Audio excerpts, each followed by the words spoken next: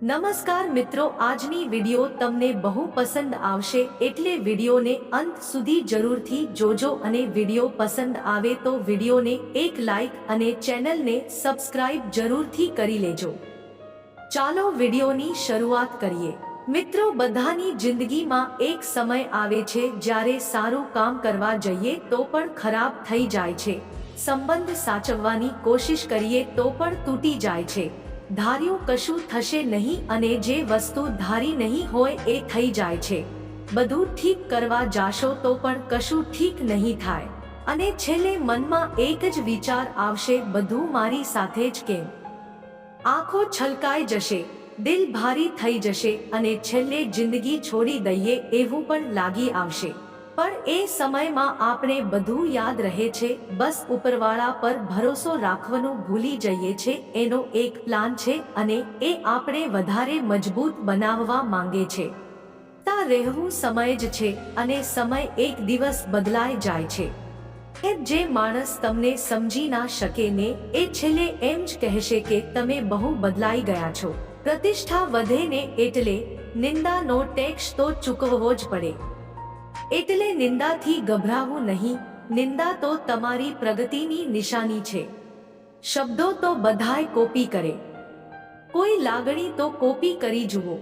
જે વ્યક્તિ માત્ર તમારી ખુશી માટે હાર માની લે એ વ્યક્તિ સામે તમે ક્યારેય જીતી નથી શકતા। કોઈની નજરમાં તમે સારા છો તો કોઈની નજરમાં તમે ખરાબ છો। હકીકત એ છે કે જેની જેવી જરૂરિયાત છે તમે એવા છો।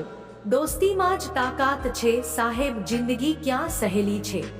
એ સહેલી બનાવવી પડે છે, કંઈક આપણા અંદાજથી તો કંઈક નજરઅંદાજથી। સારા માણસોની એક ખરાબ આદત હોય છે, એ સંબંધો તોડતા નથી, ઓછા કરી નાખે છે। કોઈ તમારા કામ કે સમર્થને ઝુકાવવાની, બાકી શ્રી કૃષ્ણ ને ક્યાં જરૂર હતી સુદામાના પગ ધોવાની? કોઈ તમારા કામ કે આવડત પર સંદેહ કરે તો કરવા દેજો, કેમ કે શંકા હંમેશા સોનાની શુદ્ધતા પર જ થાય, કોલસાની કાળાશ પર નહીં। 50 વર્ષની કદાચ તમારી ઉંમર હોય અને તમે ગમે તેવા ટેન્શનમાં હોય ને ત્યારે 80 વર્ષનો બાપ તમારા ખભે હાથ મૂકીને ખાલી એટલું કહેને કે બેટા ટેન્શન શેનું લે છે, હજી હું બેઠો છું। આ એક શબ્દ જ્યારે બાપ બોલે ને ત્યારે તમારું ગમે તેવું ટેન્શન હોય ને તો એ દૂર થઈ જાય છે સાહેબ। જીવતા જીવ બાપની કદર કરજો, નહીતર એ નહીં હોય ને તો અફસોસ કરવાનો મોકો પણ નહીં મળે। ઘર નાનું હોય કે મોટું પણ જો મીઠાશ ન હોય તો માણસ તો શું કીડીઓ પણ નથી આવતી। જે માણસને તમારી કદર ના હોય તેની સામે કદીએ આજીજી ના કરો। કદર વગરના ઉદ્ધત લોકો ભલે સમૃદ્ધ હોય પણ તમારી પ્રામાણિકતા અને સોના જેવા તમારા હૃદયની તેમને કોઈ કિંમત નથી। ખોટી હાટડી પાસે તમે અણમોલ હીરા લઈને જશો તો માત્ર હેતરાશો એટલું જ નહીં, તમારા ગૌરવનું પણ ખંડન થશે। જરા આત્મસન્માન અને ગૌરવ જળવાય ત્યાં જ તમારા દિલની વાત કરજો, દિલની વાતને જયા ત્યાં ફેંકી નહીં દેતા।